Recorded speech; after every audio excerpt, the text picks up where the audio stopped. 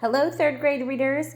Today we are going to go over your answers. So you were supposed to yesterday read page 370, which is the home of the winds, talking about Ulysses. And you were supposed to read about Ulysses and the sirens, which are the mermaids that sang. And then you were to complete the questions. You should have already done the questions. Today, you're just checking your answers. So we're going to talk a little bit about what is the correct answer and why for each of these. So let's go ahead and start. I'm on page 372.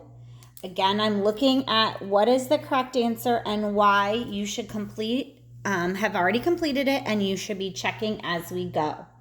So the first thing here gave us a chart like we've already filled in, and we have the two stories that we're comparing and contrasting. We're looking at settings, what was the magical part, what did the crew of the ships do, and what was the result. So when I look at the home of the winds, there was the floating island that it was occurring, and the ship, which is where most of it took place. For Ulysses and the sirens, it was taking place at the islands of the sirens, because remember they had to get past them, and the ship. So we already have something that was the same and something that was different with our two parts.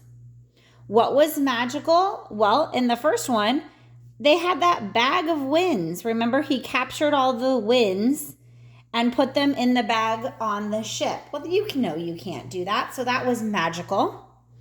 And the magical part of Ulysses and the sirens are the actual sirens. The mermaids, those are magical creatures. They don't really exist, even though I know some of us want them to. In Home of the Winds, what did the crew do? Remember, the crew was curious, thinking that Ulysses was holding gold and silver from them, so they decided they would open that bag. So they open the bag, and what happens when they open it? They release winds, and some very strong and powerful winds that then takes them all the way back, and they don't get to their destination. And Ulysses and the sirens, remember, Ulysses had put plugs in their ears so they didn't hear the sirens, and he was begging and pleading for them to release him, and they followed the directions. So in this story, they do what Ulysses tells them. Now, in the first story, they didn't do that. They opened the bag, but they learned, and now they listened to him, and they did not release him. What was the results? So after they opened the bag, the winds blow the ship back away. And remember, you might not have exactly what I have as long as you have something similar. What was the results? Because they listened to what Ulysses had said, they safely made it past the island.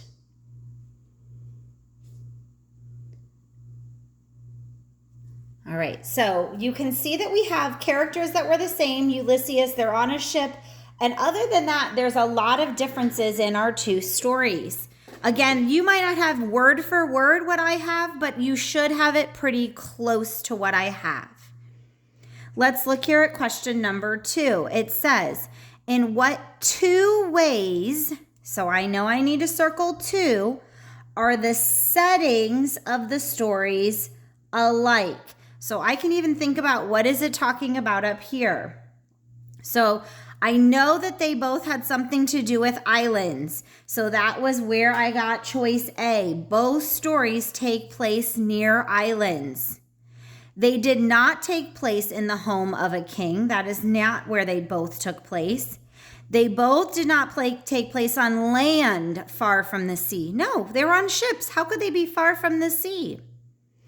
Both stories take place near Ulysses' home. Well, remember, they were trying to get home in the first story, but in the second story, they were not going towards his home. Both stories take place in part of Ulysses' ship, and we even have that in our chart. So my answers for number 2 should be A and E. Unusual island was a key, and the ship was a key for this one. Again, if you didn't get it right, it's okay. Check your answers. Think about what you put and why that could be the wrong answer. Number 3, which of these best explains how the actions of Ulysses' crew in the home of the winds, okay, so right here is the actions, are different from their actions in Ulysses and the Sirens? So I'm thinking about the crew and how they were different. So we even made that in the chart. This chart is going to help me answer this question. In the home of the winds, the crew obeys Ulysses. Did they obey him? No, they opened that bag. They didn't obey him. They didn't listen. In the home of the winds, the crew is not loyal to Ulysses. Not loyal means they don't listen. Yeah, they didn't listen to him. In the home of the winds, the crew saves Ulysses from disaster. They didn't save him. They opened the bag and blew the ship away from his home. That's not saving him. In the home of the winds, the crew leaves Ulysses. No, they didn't leave him. They stayed with him on the boat. He stayed with them. They didn't leave. So the correct answer here is B, because they were not loyal when they opened that bag up. All right, let's go ahead and go over here to number 4. Now, number 4 was a part A and part B, which means that we needed to answer the question and then we need our evidence. We've talked all about this. So it says for part A, based on the 2 stories, which sentence best describes the kind of man Ulysses is? So I got to think about the 2 stories. Best description, kind of person. This means like a character trait. What is he like? Was he a poor leader, but a good and thoughtful man? No, he wasn't a poor leader. Think about what he did on the Ulysses and the Sirens. He was a good leader. So that word poor would not be the correct answer here. He is a strong leader who watches out for his crew. I believe he was a strong leader. He did watch out for his crew. Remember, he put the plugs in their ears when they were going past the island of the Sirens, and they had captured all those bad winds so they could safely get to his homeland. So he was doing what he should and watched out for the crew. He is a weak man who depends on others. I didn't see him depending on anyone else. He did what he thought was right. So I don't think that one was right. He is a good man. Okay, I agree with that. Who's learning how to be brave. I felt like he was pretty brave in this story. He was standing up for his crew. So this is an okay answer, but I don't think it's the best. The best answer to describe him is that he is a strong leader and he watches out for his crew. He takes care of them. Here's important in part B. It says, choose one detail from each story that supports our answer. So I need a detail from the wind story and one detail from the siren story that talk about why he was strong and watched out for others. When Ulysses wished to go home, the king did what he could to help him. That doesn't have anything to do with him being a leader or watching out for others. Ulysses woke up at the noise and at first thought he would throw himself into the sea and die. Well, this doesn't really tell me that he is strong. It shows me that he was giving in to being sad about what happened. Then he said to himself, "No, it is better to live," and he covered his face and lay still without saying a word to his men. Well, this one is the correct answer because he had the courage to keep going even though he was very disappointed. And he didn't punish his crew, even though he could have. So from the wind story, C is going to be the best answer. Now let's look at the 3 sirens. We need to pick one. So he closed the ears of his companions with wax so tightly they could hear nothing. Well, that shows me watching out for my crew. So that could be our correct answer here. And when he understood what they said, he forgot all his caution. Well, this shows me that he was giving in to the sirens, not that he was being a strong leader. But remember, his crew kept him being strong.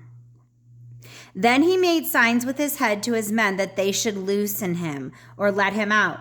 This would not be it either, because again, he's telling them what to do that was not correct. And they listened because he was a strong leader and did not release him. So from our siren story, D would be the right one. Okay, make sure you had chosen one from each and not two from one of those stories. I hope you have corrected your answers and thought it through. You are next going to read about Cyclops. This is going to be part of Ulysses again. So Ulysses is part of this adventure with Cyclops. Cyclops means that he has one eye. So this is a picture of the Cyclops. You're going to read about the Cyclops here and what Ulysses should do because of him. So Ulysses wants to do one thing, but the people in his community want him to do something else. So you need to read this story carefully. Then you're going to read about the dangerous way. Again, it's about Ulysses, and it's about him taking an adventure. Remember, these are not real stories. These are epic stories or from past. You're going to read all about it. There's lots of big names that you don't need to know how to say. So Circe is one you can skip, and Charybdis. Just skip those big words. Cecilia, those things you don't have to know. Just get the main point. Then you're going to, for your test this week, do very similar. Make your chart. Okay? You're going to put an X to show what is true. So you're going to read this. And which story did it happen in? A couple times it happens in both. So you might need to put an X in both. For some of them, it's only going to happen in one. Then you're going to tell me the difference. You're going to describe Ulysses in both stories. You're going to underline one sentence from each excerpt. So one sentence from Cyclops, one sentence from the dangerous way to show how he responds. And then you're also going to use a context clue to think about the word dreadful. Okay? The last part of this is you're going to tell me what is something that was same and different in the two stories. All right, I hope that you have listened all the way through. You've thought this through. Take your time this week, and I will see you soon.